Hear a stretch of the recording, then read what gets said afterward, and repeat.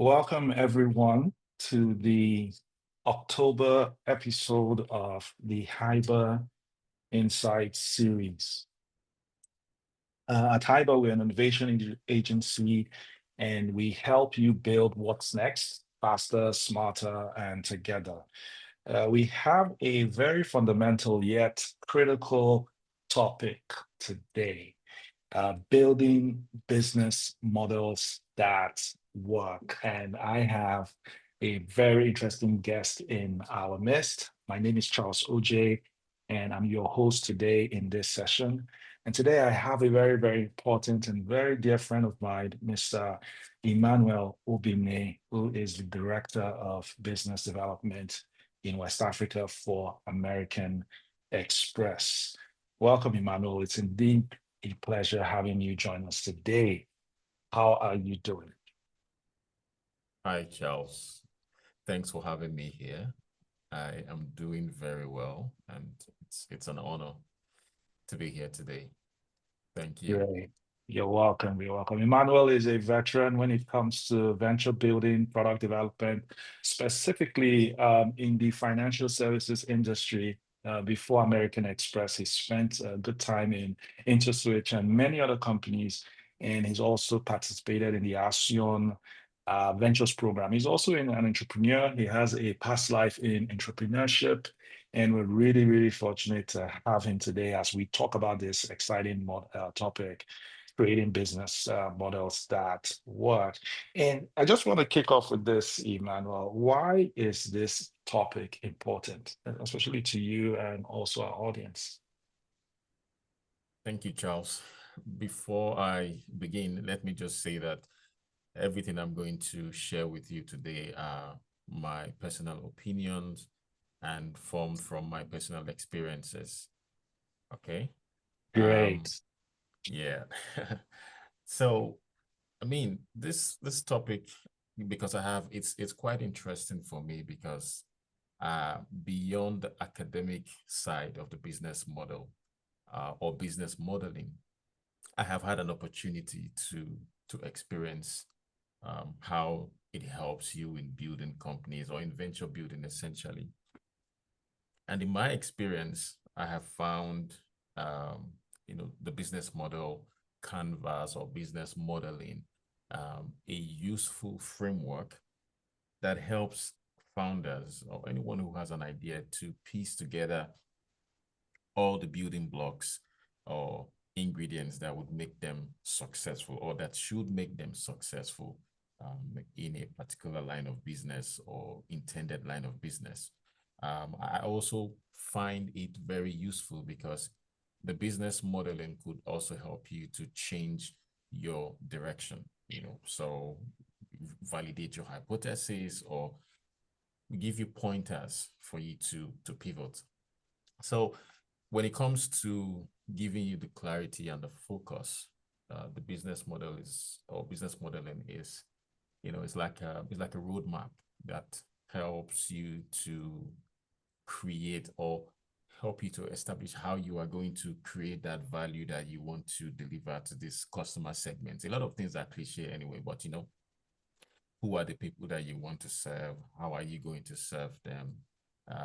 And when you are faced with tough choices, how do you, when we talk about pivoting, the business model actually helps you to decide on what tweaks you are going to make.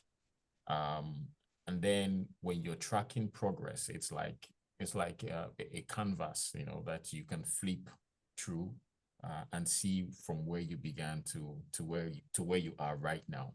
And also you're tracking from what you assumed to be the problem before, and then by virtue of your experiences in the field, you are beginning to adapt to change. And I also find that in my experience, investors would only be attracted if they see a clear path to profitability, which is one thing that the business model or business modeling helps you to achieve. So I think in a nutshell, it's really about how you gain clarity and focus, how you track your progress along the way as you test and validate your hypothesis, and of course how you adapt to change, because you must adapt, otherwise you become obsolete. So that's Wow. my point. You just gave us a crash course on it in business modeling in like 2 minutes. And you've really gone very deep and broad around looking at this very interesting topic. And I really resonate with a lot of the comments that you've made, particularly around business modeling helping drive clarity and direction. Another thing you said that resonates with me a lot is this topic or aspect of value creation. And we're really looking forward to tapping into your personal experience as we talk about this topic and building on this thing of value creation and how that connects with business modeling. There are many successful ventures in the world, right? A powerful business model is another common trait, along with having products that customers love and solving real problems. All right. And for example, this very small company, like this very interesting company called OpenAI took the AI space by storm, and now it has an annual revenue of over $12 billion, and is growing quite rapidly. I remember when they launched just a few years ago when they launched with Microsoft. Their free version is good.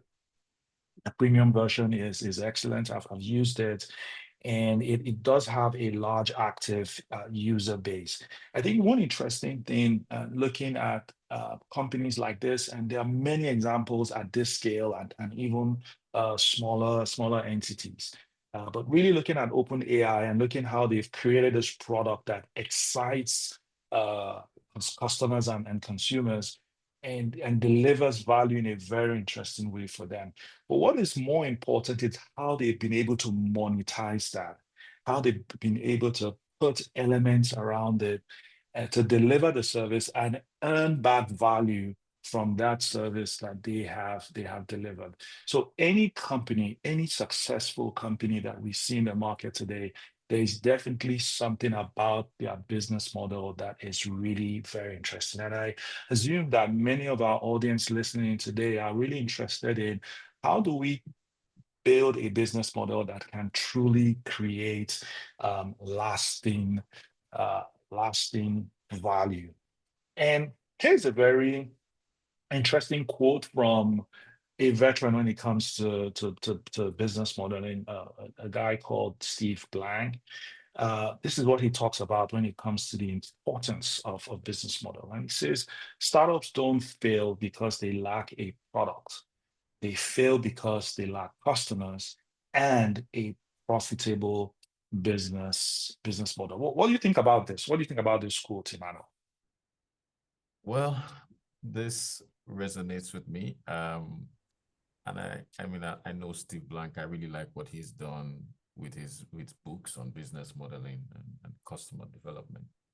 Um, so from my personal experience, one quote or one, I would say, a phrase that stuck with me while I was in the venture building program was what we call get out of the building. Mm, So it's interesting to know that sometimes we are all caught up in that euphoria of building a new company, and we are stuck in the product development, how nice it is, how the user interface will be. We're even going digital, and sometimes digital is not the solution. You need mm, to understand whether digital works for this particular use case or for this particular segment. Maybe your delivery mechanism has to be different. Um, but I think it's really a key reminder that having a product, just having a product is not enough. We can focus intensely building that product, like I mentioned before. You just believe it's, as long as the user experience is good enough, it's beautiful, success would follow. But the reality is that when you have a product, and you don't have customers, then it's just an idea. The real challenge is really in finding people who are willing to pay for what you've built. And if you don't have that, then the product is not enough. So like he's saying here, startups don't fail because they lack a product, they fail because they lack customers and a profitable business model. So you have the product, but you don't have customers who are willing to pay for it, then you can't succeed.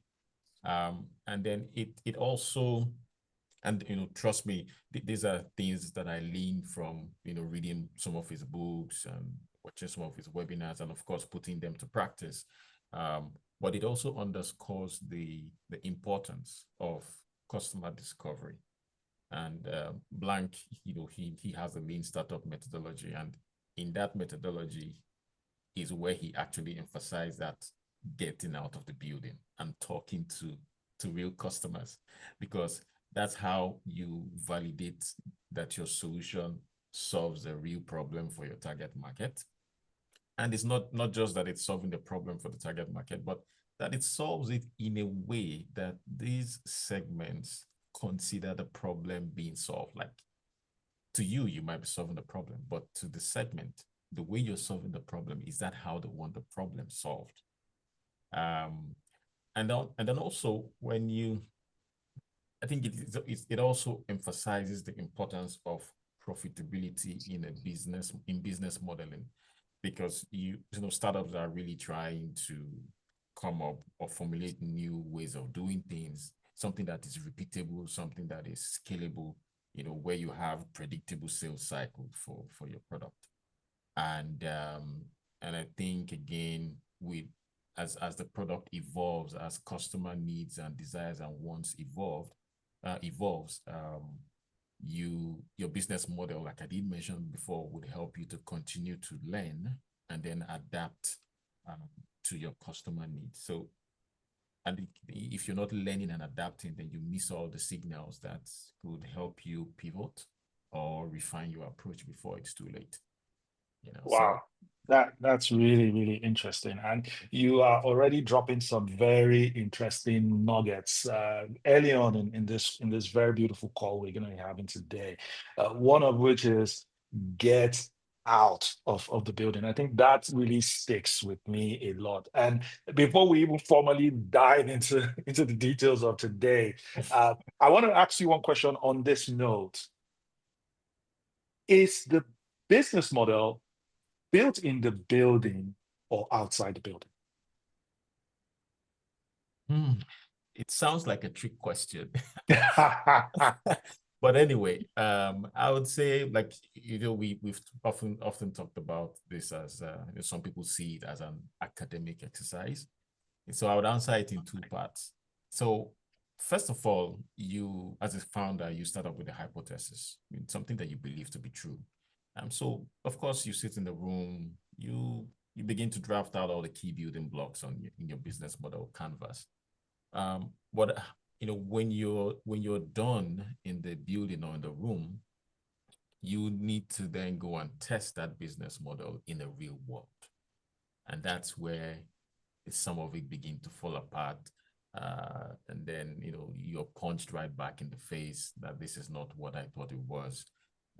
So I think in the room or in the office is where you formulate your strategies, but out there is where you really, validate and strengthen the foundations of that business model and continue, because it's not just a one-time activity.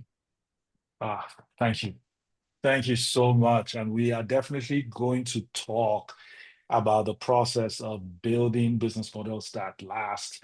Let me just turn to our audience and really welcome them as they come into the meeting.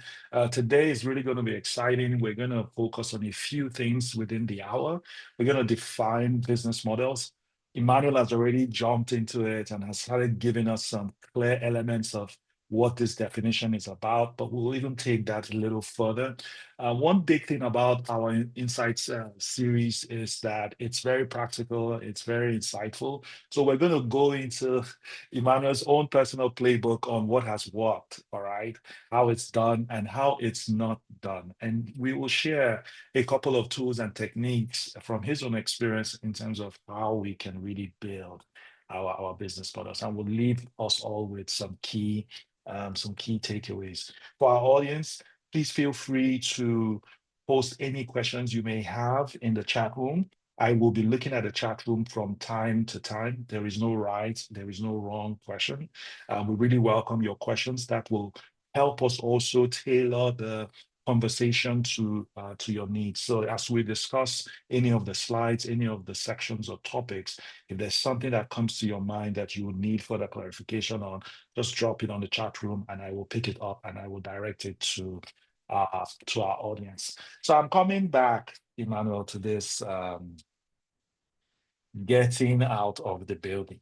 That's the phrase. It's I'm not letting that phrase go. I'm coming back to it. And we want to dive into defining a business model. And I think a good start is to discuss business model. Maybe we can explore your own experience. And throughout your career, you've built products and businesses. Some years ago, I remember while you were at the ASEAN Ventures program in Lagos, in Nigeria, you co-founded a fintech company focusing on the Nigerian agricultural sector. Can you tell us about it from your experience as an innovator? Can you describe to us the problem you are addressing and the product you are building? All right, Charles. This was where I had an opportunity to really transform the business or business modeling from a purely academic exercise into a real life experience, and it was quite interesting. So I was in the first or part of the first cohort of the Action Venture Lab. They gave an opportunity for people who work in the corporate world that had dream or desires to be founders to come and learn how startups formulate business model hypotheses, validate them, create companies out of them. So I joined the program. And this was a time where fintech was the rave of the moment. A lot of talk around financial inclusion, whether we're doing it, in essence, or whether we weren't. And I and my team member, we decided to look at financial inclusion from a different lens. So we believed that agriculture employs the bulk of Nigeria's population. And that if you wanted to achieve financial inclusion, you will, and you got those, those subsistence farmers to bank with you or begin to adopt digital financial services, you would have captured a sizable portion of those who were financially excluded in Nigeria. And so we decided to focus on smallholder farmers. The idea was that if we could find a way to increase their earning potential by broadening the horizons of their market reach, we would be able to put enough money in their pockets, which would then result to them having excess or extra cash to put aside, sizable amount of cash that they perhaps would be discouraged from putting underneath their pillow, underneath their bed, or digging up the soil and burying the cash like people do. So we felt like if we could show them this side of, you can make enough money that you'll be able to, we can then get them to bank with us. So the first step was put money in their pockets so that they can have extra cash to then, save with you. You can talk about insurance products. You can talk about education fund for their children, because some of them don't even believe that they could send their children to school. They see children as assets or resources for the farm. So we felt that we could change their viewpoint or their perspective by giving them access to market. Now, the first thing we thought to ourselves, and this was while we were in the room, so coming back to, is our business models built in the room, or are they built in the field or outside in the real world? So we sat in the room and we began to put together our hypothesis. And one of the first hypotheses we came up with was that these farmers lack the right inputs and their yields are low. That if they could farm more, they would sell more and they will make more money, and then they will have extra money to bank with us. And then when we finished, we decided to put the lean startup methodology to work. And we went out into the field to talk to those farmers. So the idea was, we'll give them input financing, they will get the right inputs, they would farm, they would produce, and then they would sell to the off-takers that we connect them to. Good. But when we got to the field, we were shocked because the problem, the problems that they revealed to us were shocking. It wasn't that their yields were low, it was that they didn't know where to sell. It was so bad that they usually leave farm produce to rot in the soil. Things like yam, cassava, they rot in the soil. And then the biggest pain point for them was that weeds overrun their farms. And they said, we need weeding chemicals, which was, like a far cry from what we were even thinking about. Weeding chemicals? Okay, what else? They talked about land preparation. It's back-breaking for them as well, for them to prepare the land. So we were shocked, and then we had to go back to the drawing board. That, oh, hold on a minute. We thought that their yields were low, and we would give them inputs, and they would increase their yield and then have enough to sell. But now we were faced with a different problem: weeds overrunning their farms, land preparation. So what we then had to do was we actually went back, because we were bootstrapping at the time, was to procure these weeding chemicals. We were already negotiating with, we were thinking about talking to Hello Tractor at the time to go drop a tractor, because they said, look, if you drop a tractor here, we can assure you that for 2 months, it will be working every single day to prepare our land during the beginning of the farming season. Yeah. So what we did was we bought the weeding chemicals. We went to them. I don't want to mention the state in particular, but we went, we gave them the weeding chemicals, and it was shocking the reaction that we got, and I'm sure people might be shocked because they asked myself and my partner, do you guys want to contest for governorship election or local government election? Because we would vote for you. That this is one of the very few times that people have made promises and fulfilled them. They even made reference to government bodies who promise but don't. But that we said we would bring it, and we did bring it. And then interestingly, another problem that we saw that they had was simple processing of agricultural produce, like just cassava processing, which the grinding of cassava to make gari, something as simple Yes. as that. That was even a big problem. And there is a lot of cassava in this place. And so many things go to waste, a lot of waste.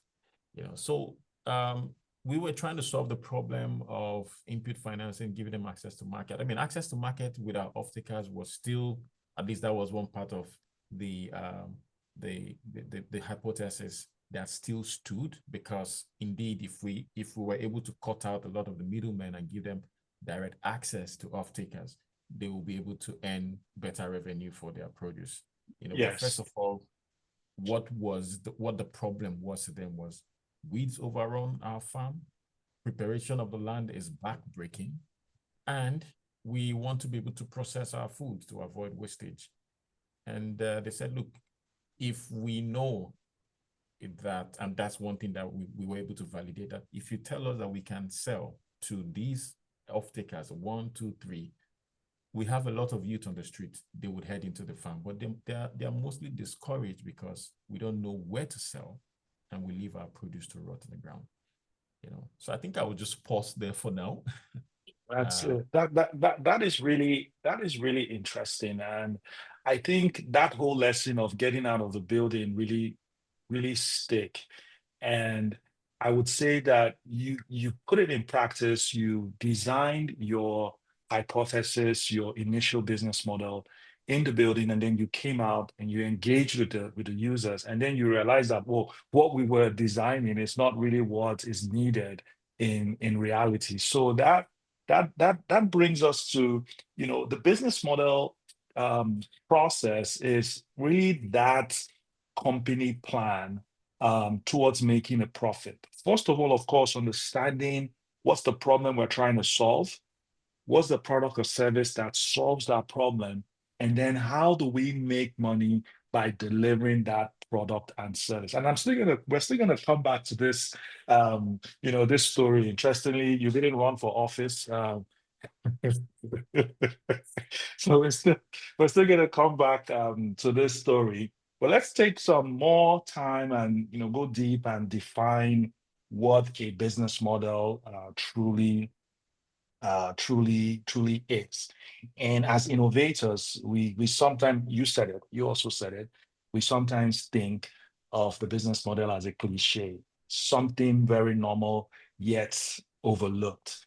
I've learned from success and failures that it's essential and it exists at the very core of the enterprise. It's really the intersection between four elements: the who, in this case, the customer or the user or the consumer. It's problem you want to solve for them. It also entails the what. What is the value proposition of your product and your service? This is also a very important component of business modeling. And then the how. How will your product or service be delivered to the customer, and what value chain will it follow? This concept of the how is really very important.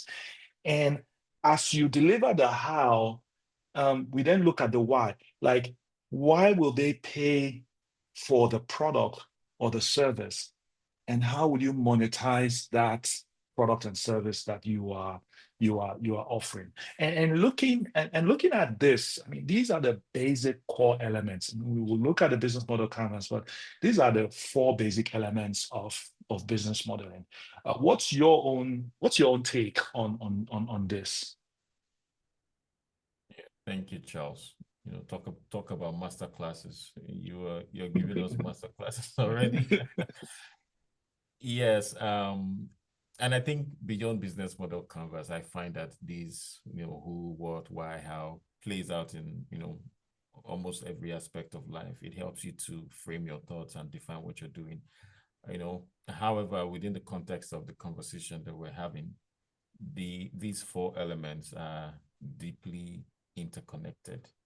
So I think for the who, which you already touched on, that really looks at the customer and the problem.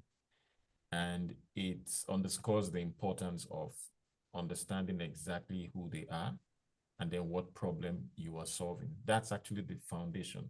Because if you don't identify your target, segment correctly, and beyond the segment, identifying what their pain points are, then your solution would miss the mark, which is like what we talked about initially, that if you just, a product without customers is just an idea. Okay. Then when you look at the what, you're really talking about what is this value proposition that you want to deliver. What makes your product unique, or what makes your service unique? Is it just about features or other things? But I think you need to make your value proposition more about the specific benefits and the outcomes that your customers care about. I did mention that you're solving a problem, yes, but are you solving the problem in a way that the customer wants the problem solved? Very And true. yeah, and I think I remember another term again, that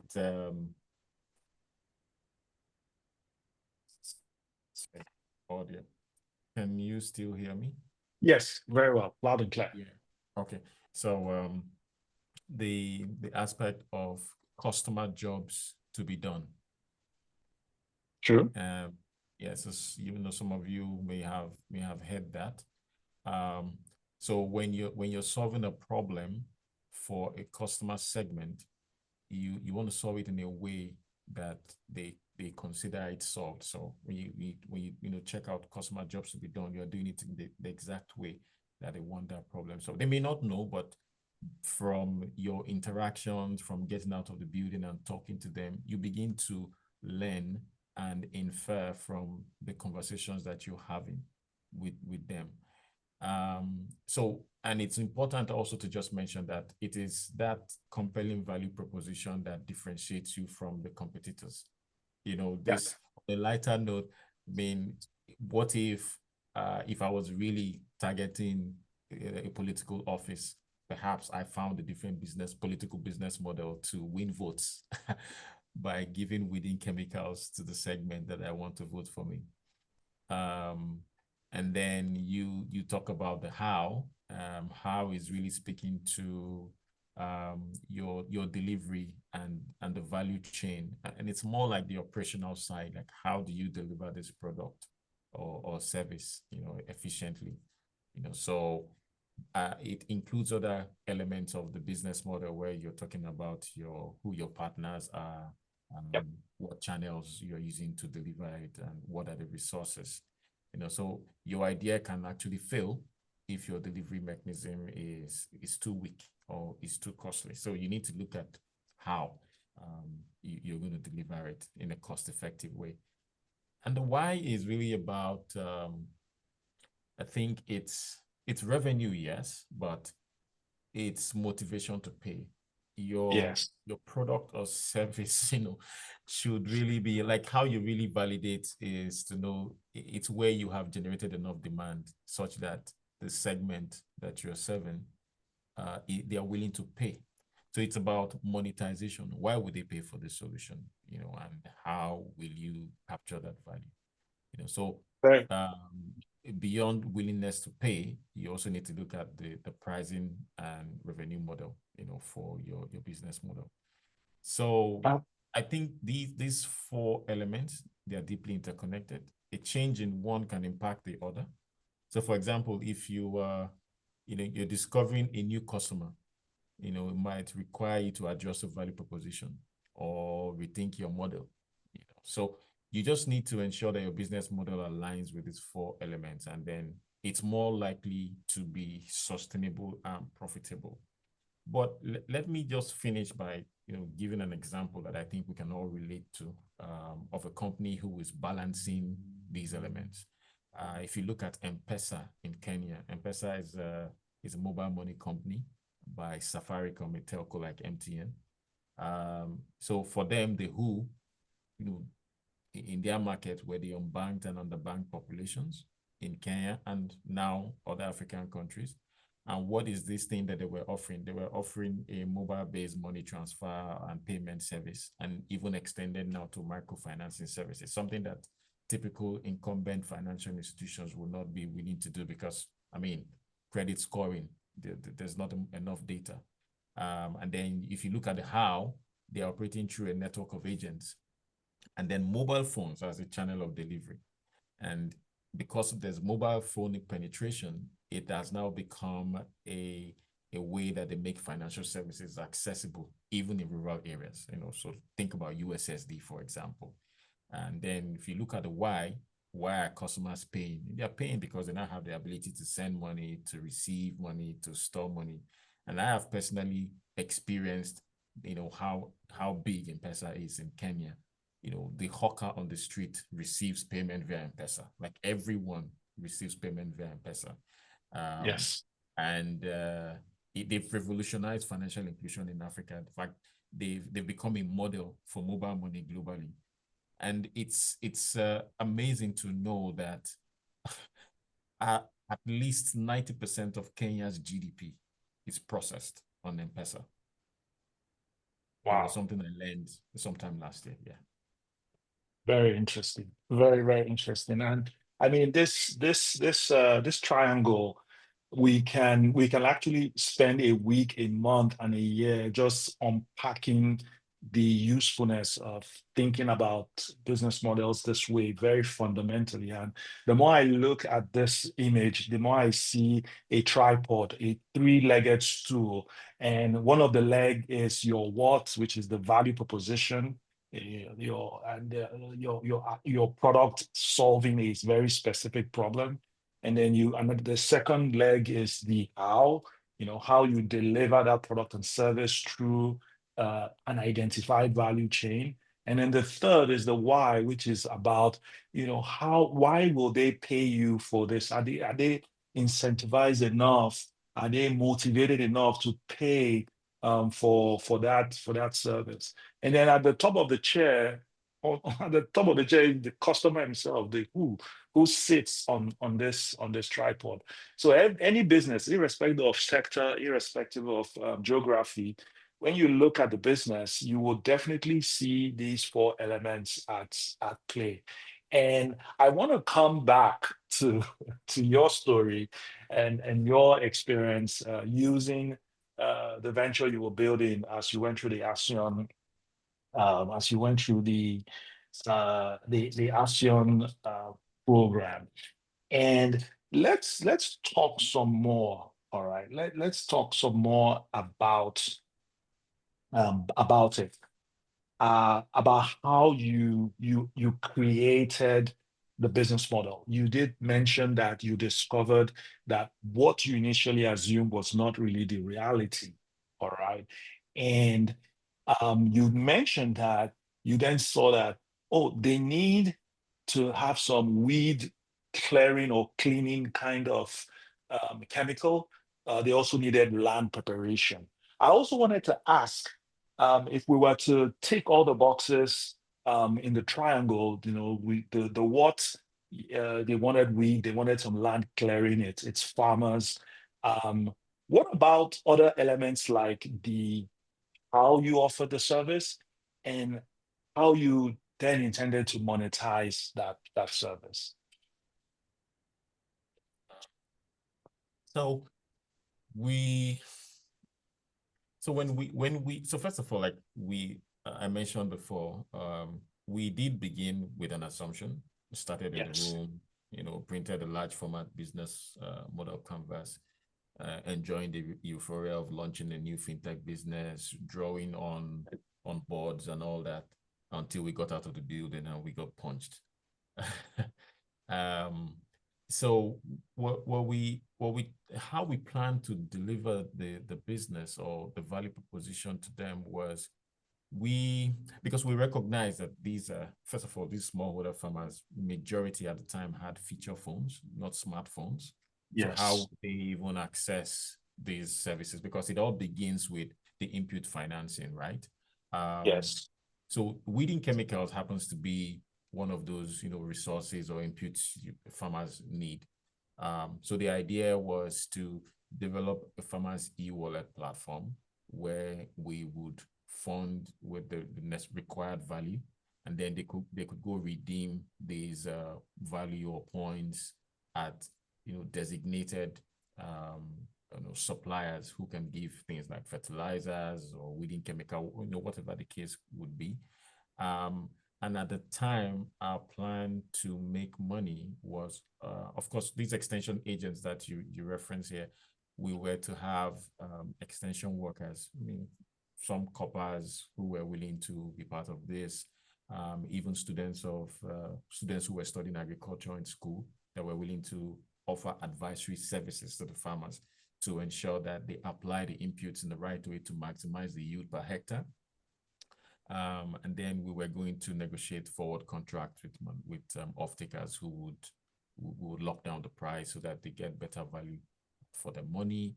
And we were going to take a percentage of the sale, so whatever is produced, we monetize by making a percentage off of that. So that's how we planned to deliver. So the delivery mechanism was largely going to be, first of all, how they access the service using their mobile phones. even having agents who would support them.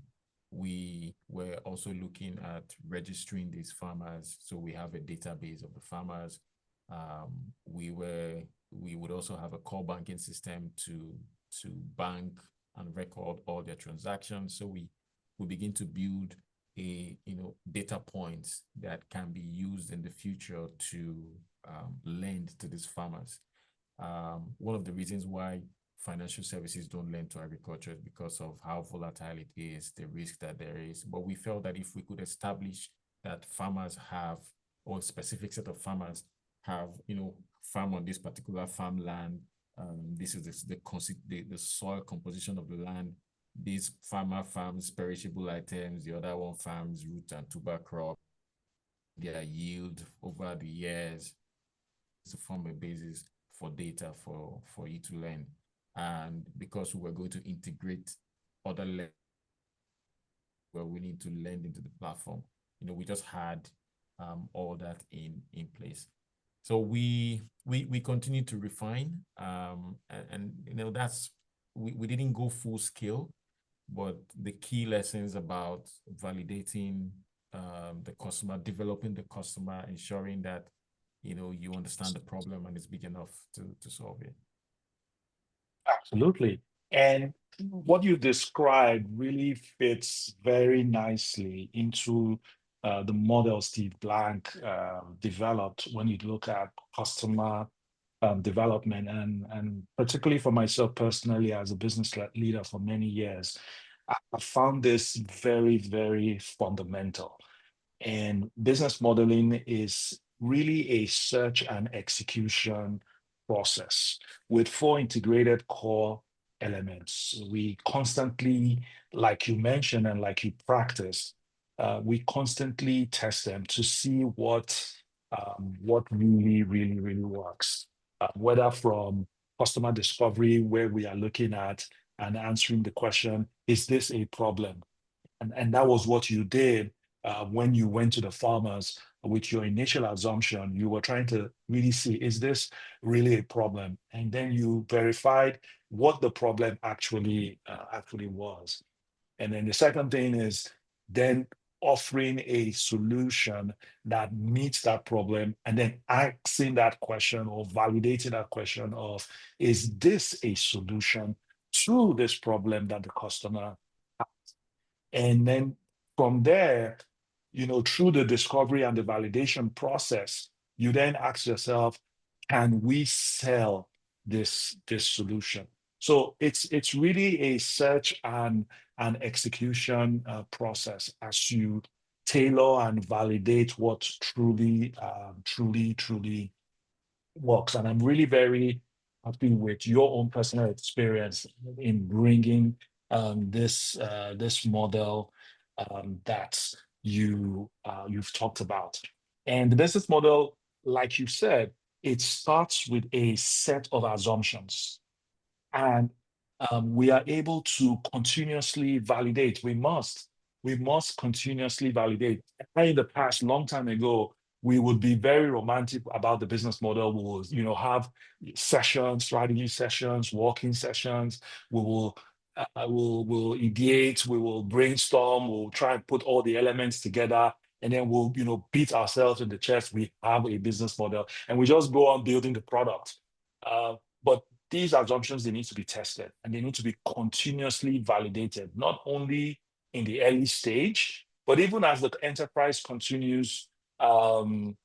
enterprise continues to grow. What do you think about this?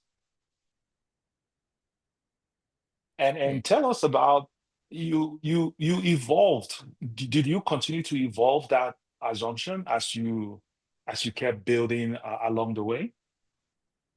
Yeah, I mean it's inevitable that you have to keep adjusting your assumptions based on the realities and the customer wants and needs.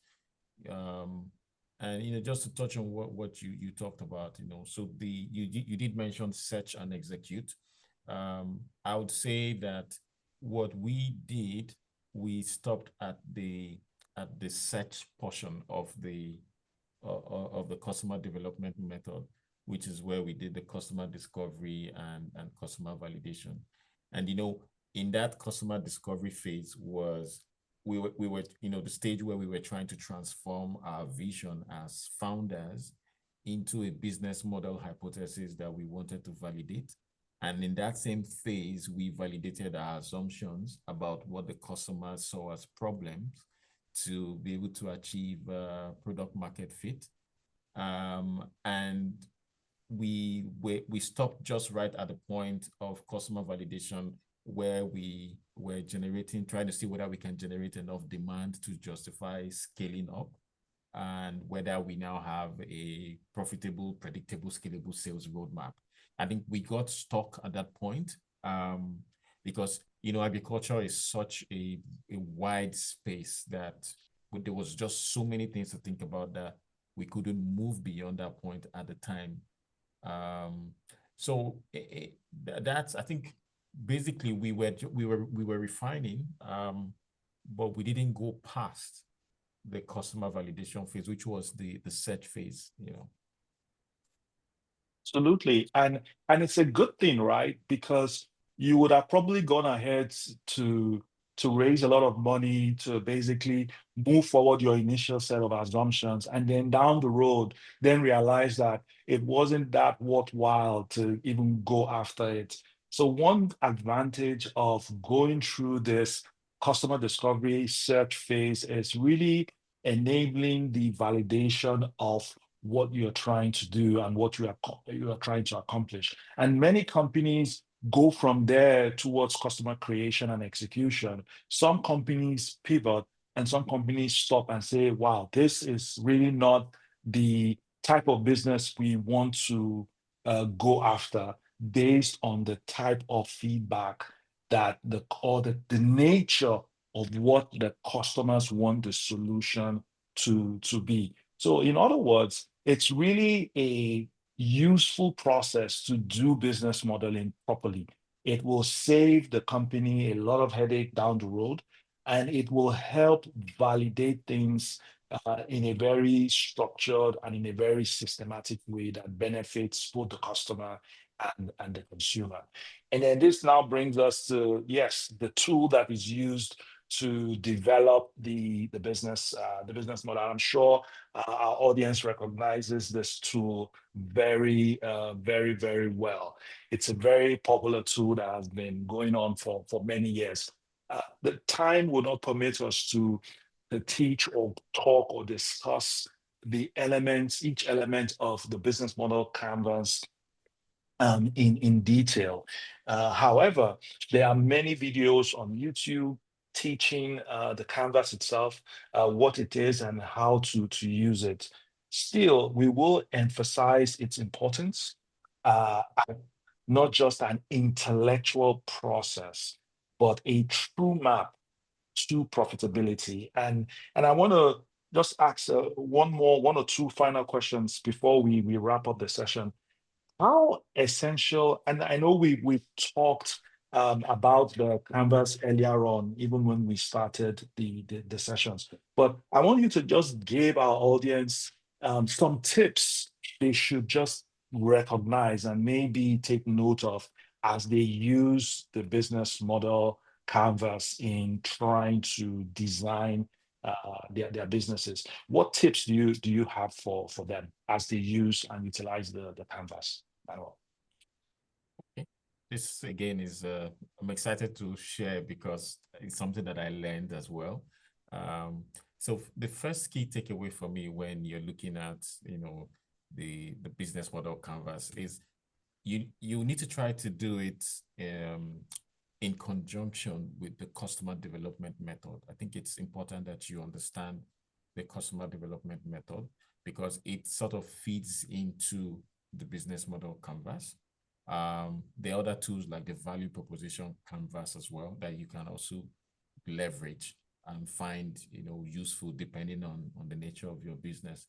But the first key takeaway is that you don't see the business model canvas as a one-time task. It's an ongoing process that can ensure that your business is grounded in the real needs of your customers and their behaviors. Startups that are successful are those ones that listen, the ones that learn, and the ones that, continuously adapt. And the beauty and how useful the business model canvas has been for me is such that it gives me a visual picture of my origin and then towards my destination, so I can see how I have evolved, what has changed over time. And even if I had to go back to validate my assumptions or strategies that got me to where I am today, I can at least explain that journey. Now, like you said, Charles, there's not enough time to do a deep dive into each of the building blocks of the business model canvas. It would be useful for the audience to go check that out. And there are a lot of resources on that. But there is something that is usually missed. So just as a business model canvas is not a one-time activity, you also need to test your business model against environmental, scanning tools or factors.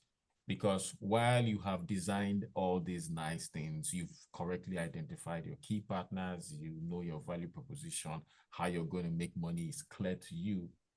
There are political, economic, social, technological factors that can ruin your business. If you look at what I think what the COVID that did to the likes of Go-Karter, who then had to pivot into was it Go-Karter? I'm trying to remember the right name, but Mhm. one of these logistic, yeah. So they had to pivot into doing delivery services, from food delivery or things like that. And these were as a result of, I think, regulation. Forgive me, I can't really remember, but there was a scenario here in Nigeria that made those I businesses remember. cheap. I Yeah, remember that time. The regulation in terms of how uh, I mean, a state literally just banned use of Okada yeah. in that state. So overnight, Uh-huh. the business Okay, vanished. yeah, yeah. Like Yes, if the core of your business is using Okada to move people around, sorry. then if you can't move Okada anymore, then what are you gonna do Yes. tomorrow? So And you needed those yeah, specific 300cc bikes. yes. Yeah, And what you're saying is it's important to kind of look at some of these risks and say, oh, if this should happen, what yes. elements in our business model can allow Can be, us yeah, to, can be yeah, impacted. can help us mitigate that risk? Yeah. So What you should need to, we adjust? Yes, yeah. go on. So I think you need to look at what political changes, regulations, elections, how could it affect you? Yes, How could things like exchange rates, everybody would understand in Nigeria at least what exchange rate has done to us. How would it impact demand or cost? If you were modeling on dollar, and you can see how inflation has run off on the naira, it means that anything yes, you modeled on dollar is not going to work because you're making money in naira and you're promising investors returns in USD. Um, and yes, then you need to look at social trends, tech advances. What AI has taught us a serious lesson. What is done, how it's reshaping industries. It's essentially the fifth industrial revolution. So there's so many businesses that will just die a natural death, that have died a natural death as a result of AI. And then as we move into agentic AI, it's just so it's mind-boggling. And then you also need to look at legal frameworks. So I think it's stress testing your business model, what if scenarios, to see how you can build resilience into your model. At least you have, is like a disaster recovery plan that you yes. have for your business model. So how can you diversify? Are you agile? Are you learning continuously too? Because it's supposed to be like every day you're looking at that model. The realities on ground still supporting this.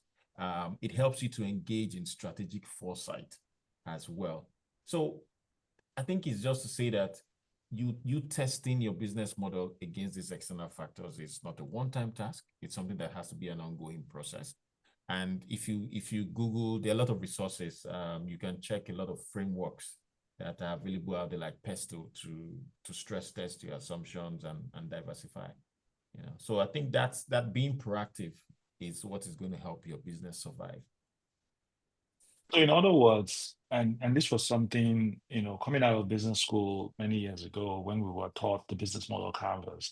This was something I didn't pick up um, early enough. The business model canvas is a living document. It's not a document that we build and we keep under the pillow or keep in some shelf or keep in some folder or store in a file.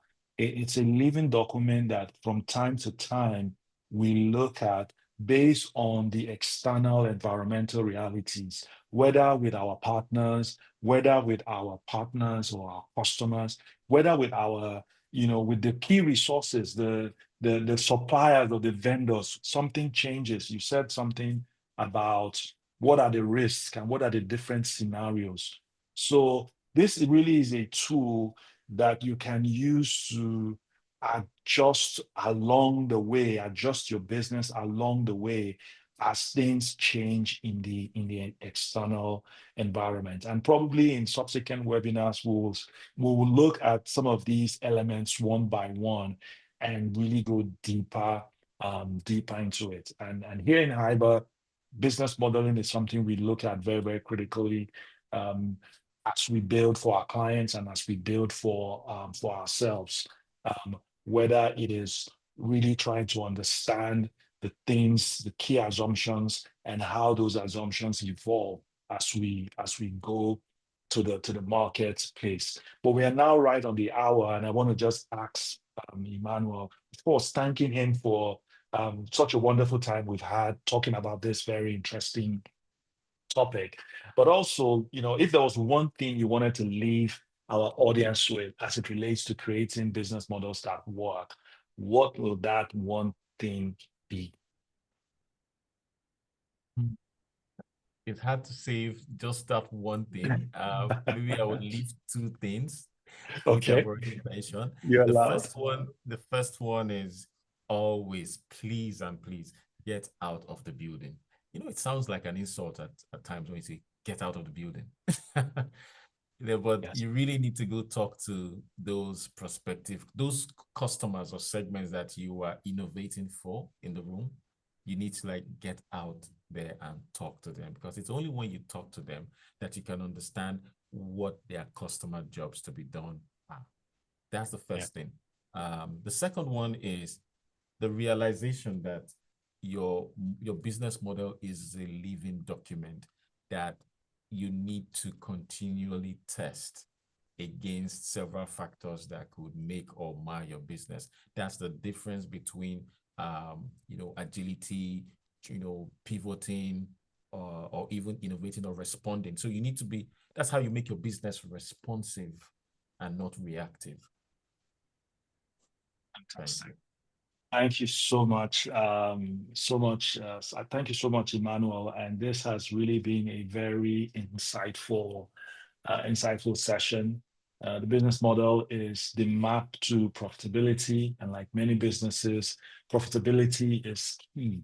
And should any of our audience listening in, either the recording as well, need any help with business modeling, we as Hyber, we are here to provide additional support, provide additional intelligence and capabilities to enable you do that. So please feel free to reach out to us.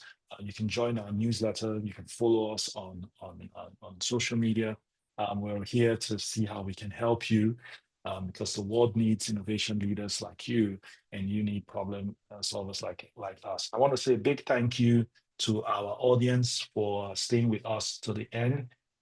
We also want to say a big thank you to Emmanuel for spending time from his extremely busy schedule to talk about business modeling. We'll encourage the audience to look out for the recording. We will be posting it on our channels, and we'll also be sending it via email.